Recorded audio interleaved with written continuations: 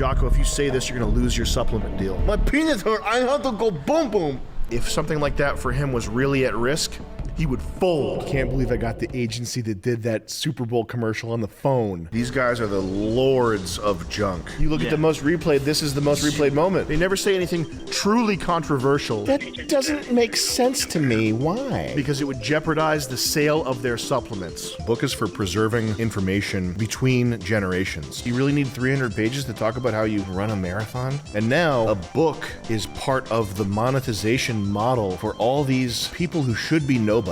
I think it's the consumer's fault. Can I speak to the CEO? 𝐒𝐿 is this avalanche of junk, multiplies and replicates when you don't look at it. Destruction is the creativity of people who are maligned. So that's the soft white underbelly that they're talking This is about. the soft white underbelly right here. And this is how I feel about all content, including my own. People will say, oh, he's hypocritical. He says he talks trash. No, streaming in general, this format sucks. There's value to some of it. I like. I'll listen to certain episodes of Rogan. I'm not saying the whole medium is. I'm just saying that post-COVID, post people being indoors, looking for something to do, and diving deeper into their phones and their accounts, this explosion of content is, I mean, I think the closest thing to it would be in Do Androids Dream of Electric Sheep? He has a term called 𝐒𝐿ization. 𝐒𝐿 is this avalanche of junk that multiplies and replicates when you don't look at it, and it's just entropy. It's just how when attention is not paid to something, entropy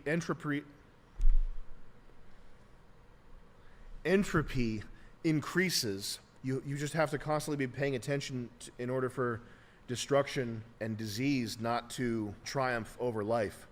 And that's the sense I get when I look at content, is that, I mean, the way a person would say it with limited understanding they would call it the algorithm, but it's really just the function of advertising driven media, the democratization of media, meaning you don't have some Harvey Weinstein bigwig deciding what's good. You have Joe Schmo deciding what's good. At least when they were at least like, I'm gonna make the biggest film that the world's ever seen. At least back in the day, you got Terminator 2. Now you got My Buttinator 2. These fat cats smoking cigars at the top of the music industry, and at least they said, that music sounds pretty weird, kid. Let's give him a chance. Like the guy that runs Netflix, these people, they don't know anything about cinema. They don't care. They look at it as a user network. Like the people who run Netflix and Hulu, they're thinking we need to be the biggest user network that streaming video has ever seen, which in some cases is way worse than hierarchical. You get To the Rescue, Fire Truck to the Rescue, Diaper Man, and he's standing like a little boy. I think cinematography was just destined to die. And entertainment is driven by advertising. And the places where there are exceptions to that are the places where you get exceptional content, like a video game. Video games are still kind of good because you have to pay for them, whereas, phone games are terrible garbage because the way that they're monetized is via advertising. But the advertising monetization model has sucked the life out of all this stuff. Oh wow, this is one of the most replayed. You look at the most replayed. This is the most replayed moment. Best moments. People are. This is how we remade the far Star Wars gone. scene. These guys are the lords of junk. This right here. Oh yeah. These guys are the gods of junk. It's hard to do fight choreography. It's got to be one of the hardest things to do because there's so little of it that's any good. It's all pretty bad.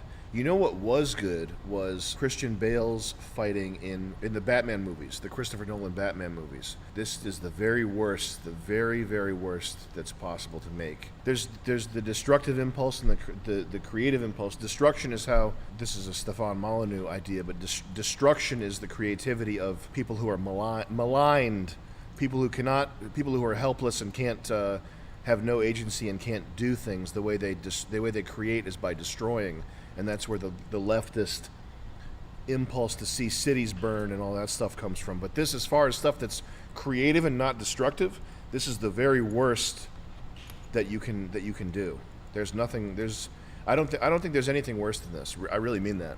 I think it's the consumer's fault. There's too. I mean, it's the consumer's fault, and it's also just the function of the medium. You know, streaming YouTube platform, streaming platform, video platform, specifically advertising funded content, which is what everything that you watch, this may not register for you, but it's all advertising funded. That's how everything that you see gets paid for. That's why there are not cool DVDs coming out, or if they are coming out, it's like extremely niche stuff that you have to really dig for and like find it in a difficult way. Yo, I love you. No, I love you. That was from Mexico.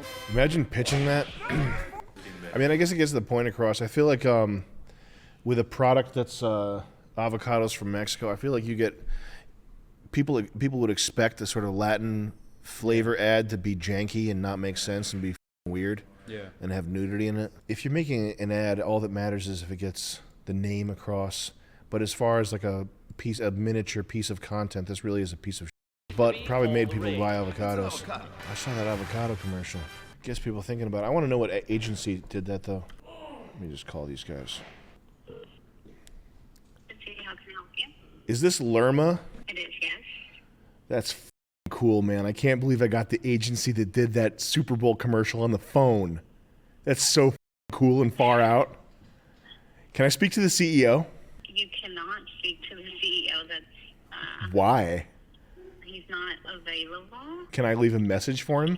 You're welcome to send an email out or I could do a voicemail. your information.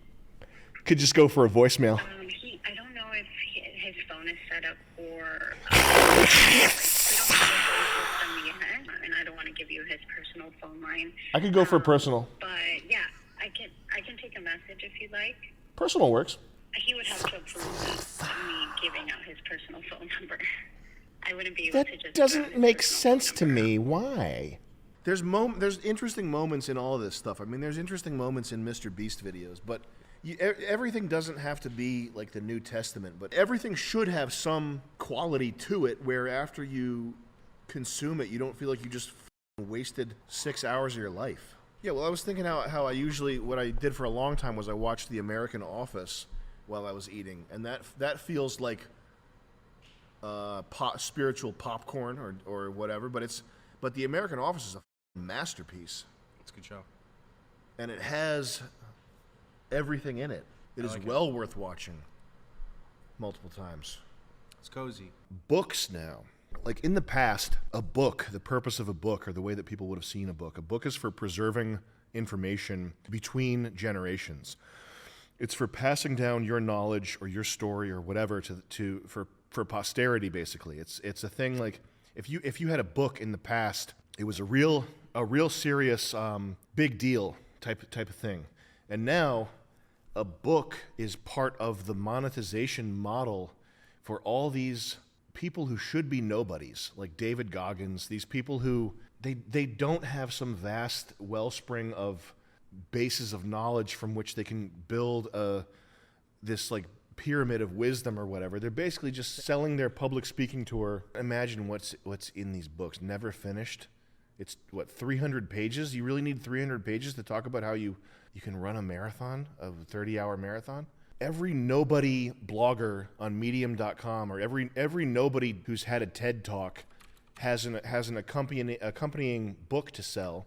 The level of noise when it comes to books is at an unprecedented, never before seen level here. Prince Harry is a bestseller. 48 Laws of Power, dark triad crap. Doesn't work. Will make you more miserable. You're David Goggins, you run 40 miles, and you're badass. The fact that they're so well-reasoned and critically think so much, and they say brave, bold things. They put their careers at risk. Oh, no, wait. They are more concentrated on selling energy supplement powder. I forgot. That's someone else I was thinking of. They never say anything controversial. They never say anything truly controversial because it would jeopardize the sale of their supplements. I bet my life if Jocko Willink was posed with a real scenario where, Jocko, if you say this, you're going to lose your supplement deal. whatever it was, and it was something that Jocko felt was true. There's not a chance in hell. There's not a chance in hell that Jocko Willink would risk his supplement business or his CrossFit gadget business, whatever one of his hundreds of businesses that somebody else set up for him, that he was able to market his name and his likeness in order to sell Under Armour condom or whatever the crap, whatever Chinese crap, whatever 3D printed crap, whatever powdered crap he's selling. Guys, �milliondollarcaffeine.com. Now would be a perfect time to log on to �milliondollarcaffeine.com. You can't get this stuff anywhere else. But I promise you, I guarantee, I know in my bones, I know in my soul that if something like that for him was really at risk, he would fold. He would fold without hesitation.